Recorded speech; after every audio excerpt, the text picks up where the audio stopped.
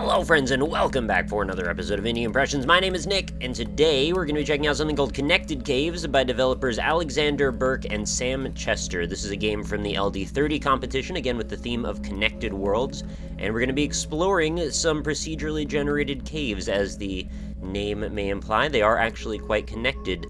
So what we've got here is basically like an underwater space exploration game, kind of feels like the way to describe it.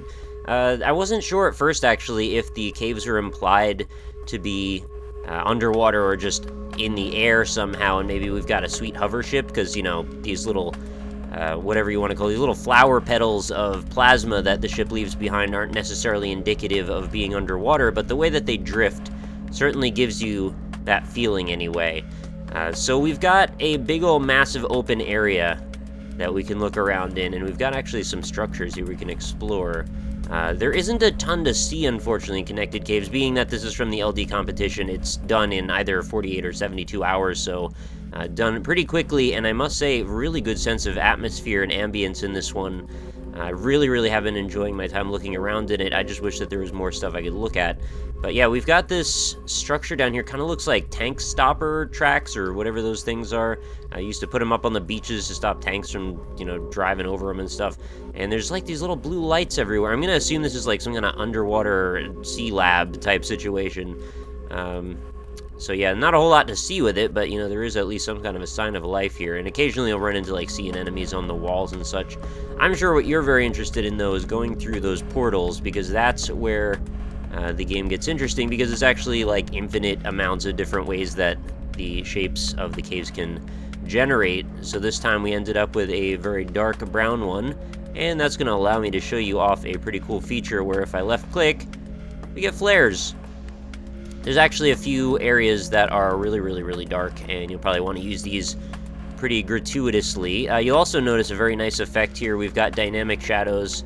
As the flares go by, they will actually cause everything to move, and it gives us a nice feeling of place, that we're in an actual physical space. I have to wonder, though, as I look at this giant sea anemone flower thing, is there a point with which I can shoot too many flares and will overload the graphics engine? Because it seems like the type of thing that would crash people pretty quickly, especially since we've got dynamic shadows and everything, and I'm really thankful that they are on everything, because it really does help a lot. Looking around with the headlights on this ship to be able to see the shadows moving in and out. I must say also that the ship controls really well, in my opinion. It feels quite right. And also there isn't chip damage, so I can smack into whatever I want as much as I want. It's not going to hurt.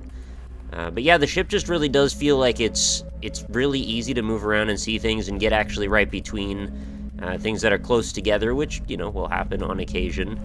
It's also a good shape for navigating tight spaces. Obviously, a wedge type thing is the type of thing that you're going to be able to use to get through stuff. If it could have been one of those kind of like big bulbous round ships, and I think that would not have done us any favors. This one feels sleek and slim and streamlined and, well, everything you want it to be. Also, if you right-click, you can actually get a little bit of a boost. So we can use the boost to get through and go to some more caves and look around. I'll see if there's any other kind of weird structures. Like I mentioned, there's not a ton to see, unfortunately, but I did just want to show this one off because I think it's got really good ambience, controls really well, and is a really outstanding framework for something that could be developed into something much bigger later on. I think the developers have expressed that they are interested in continuing development on this, so I could easily imagine adding some sort of progression system to it, adding some obstacles one way or another. At least that's what they also mentioned on the LD page, that they wanted to add a bunch more obstacles. I kind of like the passive exploration nature of this. It kind of gives me this feeling of like what I imagine No Man's Sky might be like, just underwater. Although I guess I don't know, maybe No Man's Sky takes place underwater as well, or can be taken place underwater. But I just do really like the way that we don't have to necessarily engage with stuff, because this could very quickly turn into like a Descent-style, multi-dimensional sci-fi shooter game. And right now it feels much more like an aquatic life exploration game, if that's a designation that I can give it. What was that on the wall back there? Some sort of strange nodule. What are you? I guess there's another random sea anemone type thing. Again, I should still preface that I don't necessarily know that we're underwater, but it does feel that way, right? I mean, having some bubbles or like some kind of frosted texture that could appear on your HUD could definitely give us that feeling. If they do want to push the feeling of being underwater, I think there's quite a few things to be done. Having just stuff hanging in the air / water, various little bits and things that can float by. Right now it seems like, aside from the little tiles of plasma that the ship seems to leave, which again I think are quite pretty, there's not a whole lot just kind of hanging out in the air. It's just mostly me. Is there much going on in this cave? It looks like it's a pretty sparsely populated one. I'm looking down, I don't see much on the ground. Yeah, definitely some more diversity of life would be very welcomed here. More just things to see and do. Perhaps some sort of secretive things that you could run into to aid in the exploration element. And just some like really cool mysterious areas like this actually do a lot for the game. Just having some areas that are like, I don't really understand why it's so colorful here, that actually aids a lot in giving a sense of wonder and awe, which I think is, well, something that I would prioritize very highly if I was making a game like this.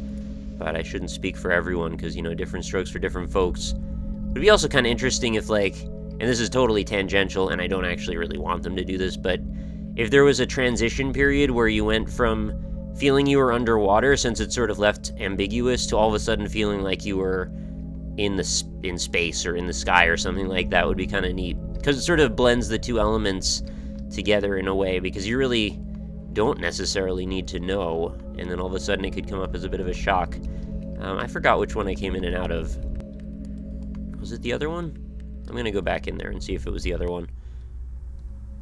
Yeah, I'm pretty sure I went through this first one again. Also, just should mention, too, if you hit Q...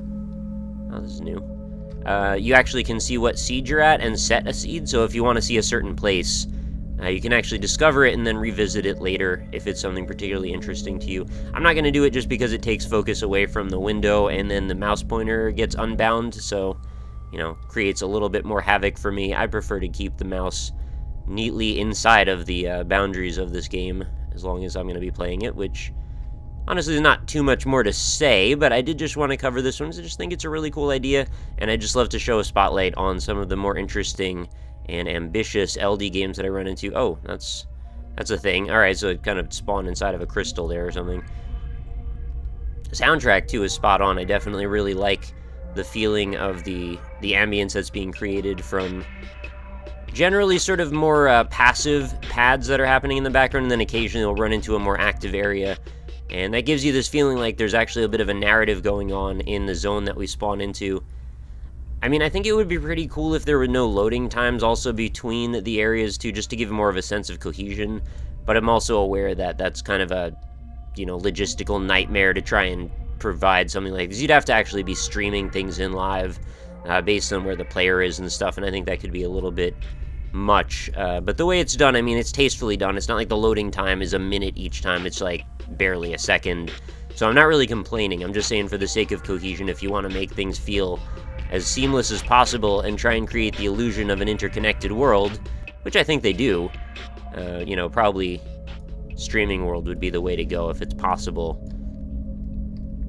And then we get to a dark area and it gets more ominous. I don't know if the soundtrack is tied to the ambience that they're trying to create on a per area basis, but it does feel like it sometimes. This area is so much more alive compared to the last one, which was definitely a bit on the ominous side. Oh, what's this? It's just like a weird blue light coming out of these cubes. Oh, weird effect. When you shoot that, it like kind of scatters the light in a strange way. It's amazing how much you can actually create diversity just by changing colors and shapes like that, because largely a lot of the things we've been seeing are pretty similar from one area to the next. But I definitely think that it does a pretty good job of separating and differentiating. Also, the fact that there aren't a lot of massive cave areas feels like a little bit of a missed opportunity, too. I mean, this is probably one of the biggest ones I've seen so far. They're usually just like a small room, but I think really, really large areas might be the way to go, as long as you can navigate them successfully. Oh my gosh, this music is like super loud in this particular area. I wonder why. Especially since we've got the ability to jet around like that with the speed up move. Like, you know, you should probably have bigger areas to explore with that. Although, I'll be fair, I haven't really been looking through all of them all that much. Also, it gets to be a little overwhelming, because obviously you feel like you're lost, but at any given point, there's many portals we could go in that we'll probably never come back from. So, I mean, I know that's part of the feeling of, you know, being immersed in this world and having it being quite claustrophobic, actually. Areas like this especially. What's going on here? I just smacked into...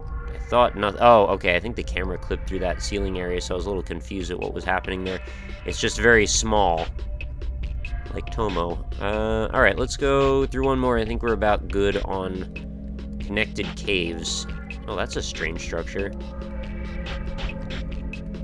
I just never can get enough of, like, exploring these weird procedurally generated worlds. One day there's gonna be one that just totally nails it and is the weirdest and coolest thing I've ever seen, and I'm gonna play it for so long.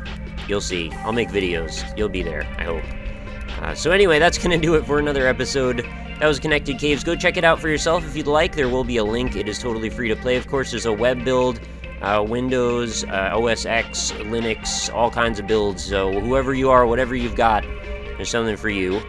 And let me know what you think in the comments. I'm kind of curious about what you have to offer in terms of, like, discussion on this. If, you know, you're into the idea of a strictly just sort of procedurally generated exploration-based sort of world, or if you'd much like more objective-driven goals. I think, you know, both sides of the coin are kind of at odds with each other at times. I tend to favor the prior more, or the former more than the latter, but I think it is worth mentioning that there's a lot of different ways you can look at that.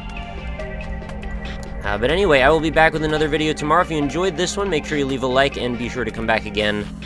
Like I said, new episodes go up every single day, and again, links in the description. All my other links are there as well if you want to check me out on Twitter, Facebook, Twitch, where I stream live. You can do that. All the links are going to be in there. And I will see you again for another one tomorrow. So thank you so much for watching, and I hope you have a fantastic night.